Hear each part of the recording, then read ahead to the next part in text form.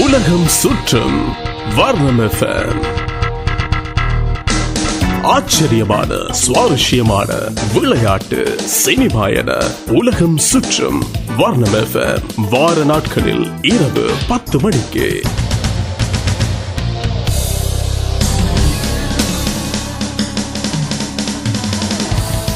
உலக கழிவறை நாள் இன்று. இலங்கையில் 1,85,000 பேர் முறையான கழிவறை வசதியின்றியும் இவர்களில் 58,600 பேர் கழிவறைகளே இன்றியும் இருப்பதாக பொது சுகாதார பரிசோதகர் சங்கம் குறிப்பிட்டுள்ளது. இந்த நிலைமை நாட்டில் தொடர்ந்தால் தொற்று நோய் பரவ அதிக வாய்ப்புள்ளதாகவும் தெரிவிக்கப்பட்டுள்ளது. அது மட்டுமின்றி உலகளாவிய ரீதியில் 2.5 பில்லியன் பேர் கழிவறை வசதியின்றி இருப்பதாகவும் இது உலக சனத்தொகையில் 37% எனவும் ஐநா இன்று வெளியிட்டுள்ள அறிக்கையில் தெரிவித்துள்ளது. காப்போத்த உயர்தர பரீட்சை பெறுபவர்கள் அடுத்த மாத இறுதியில் வெளியாக உள்ளதாக பரீட்சைகள் திணைக்களம் இன்று அறிவித்துள்ளது. இபோலா உயிர்கொல்லி நோய்க்கு எதிராக போராட உலக வங்கியால் $285 மில்லியன் ஒதுக்கீடு செய்யப்பட்டுள்ளது. உலக வங்கியால் $1 பில்லியன் வழங்குவதாக அறிவிக்கப்பட்டிருந்த தொகையிலேயே முதற்கட்ட தொகையாக இந்த தொகை வழங்கப்பட்டுள்ளது. இபோலா உயிர்கொல்லி நோயினால் இதுவரைக்கும் 5,177 பேர் உயிரிழந்துள்ளதாக உலக சுகாதார நிறுவனம் தெரிவித்துள்ளது. உலகம் சுற்றும் வர்ணம். தென்னாப்பிரிக்காவுக்கு எதிரான 3வது ஒருநாள் சர்வதேச போட்டியில் ஆஸ்திரேலிய அணியினர் 73 ஓட்டங்களினால் அபார வெற்றி. தென்னாப்பிரிக்கா மற்றும் ஆஸ்திரேலிய அணிகளுக்கு இடையிலான 5 ஒருநாள் போட்டி கொண்ட தொடரில் 2-1 என்று ஆஸ்திரேலியா முன்னிலையில் உள்ளது. ரஷ்யாவில் இடம்பெற்றுக் கொண்டிருக்கும் உலக செஸ் சாம்பியன்ஷிப் போட்டியில் 8வது சுற்றும் சமநிலையில் நிறைவடைந்துள்ளது. இன்னும் 4 சுற்றுகள் மீதமாக உள்ள நிலையில் நோர்வேயின் கார்ல்சன் முன்னிலையில் உள்ளார்.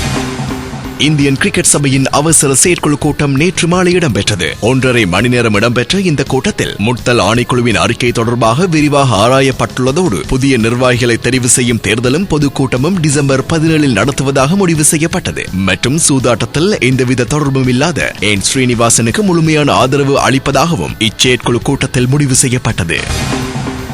இந்தியன் சூப்பர் லீக் கால்பந்தாட்ட போட்டியில் நேற்றைய போட்டியில் கொல்கத்தா அணியினர் 1-0 என்ற கணக்கில் நார்த் ஈஸ்ட் யுனைடெட் அணியினரை வீழ்த்தி 4வது வெற்றியை பதிவு செய்தனர். இந்த வெற்றி மூலம் 16 புள்ளிகளை பெற்று புள்ளி பட்டியலில் தொடர்ந்தும் முதலாம் இடத்தை தக்க வைத்துள்ளனர்.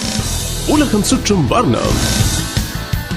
பெரிதும் எதிர்பார்க்கப்பட்ட ஷங்கரின் ஐ திரைப்படம் டிசம்பர் 25 கிறிஸ்துமஸ் பண்டிகை ஸ்பெஷலாக வெளியாகிறது. ஷங்கர் பேட்டி. சூப்பர் ஸ்டார் ரஜினியின் லிங்கா திரைப்படம் ரஜினிகாந்தின் பிறந்த நாளான டிசம்பர் 12 வெளியாகுவதை படக்குழு உறுதிப்படுத்தியுள்ளது. உலகம் முழுவதும் வெளியாகும் லிங்கா திரைப்படம் 200 கோடிக்கு மேல் வசூல் சாதனை படைக்கும் என தயாரிப்பாளர்கள் எதிர்பார்த்துள்ளனர். கமல்ஹாசனின் வாழ்க்கை புத்தகமாகிறது. ஆனால் தன் சினிமா வாழ்க்கை பற்றியோ தனிப்பட்ட வாழ்க்கை பற்றியோ இந்த புத்தகத்தில் எழுதப்பட மாட்டாது என கமல்ஹாசன் தெரிவித்துள்ளார். அப்பொழுது என்ன விஷயம் இந்த புத்தகத்தில் இருக்கும் என்ற கேள்வி ரசிகர்கள் மத்தியில் எழுந்துள்ளது. ஆரம்பம் திரைப்படம் ஹிந்தியிலும் டப் செய்து வெளியாக உள்ளது. பிளேயர் கில்லாடி என்ற பெயரில் இம்மாத இறுதியிலோ அல்லது அடுத்த மாத ஆரம்பத்திலோ இந்த திரைப்படம் வெளியாகும். இத்திரைப்படத்தின் டப்பிங் பணிகள் தற்பொழுது இடம்பெற்று வருகிறது. இப்பொழுது உலகம் சுற்றும் வர்ணத்தின் ஒளிப்பதிவையும் வர்ணம் எஃப்எம்மின் உத்தியோகபூர்வ Facebook தளத்தில் நீங்கள் கேட்கலாம். உலகம் சுற்றும் வர்ணம் FM. ஆச்சரியமான சுவாரஸ்யமான விளையாட்டு சினிமாயன உலகம் சுற்றும் வர்ணம் FM.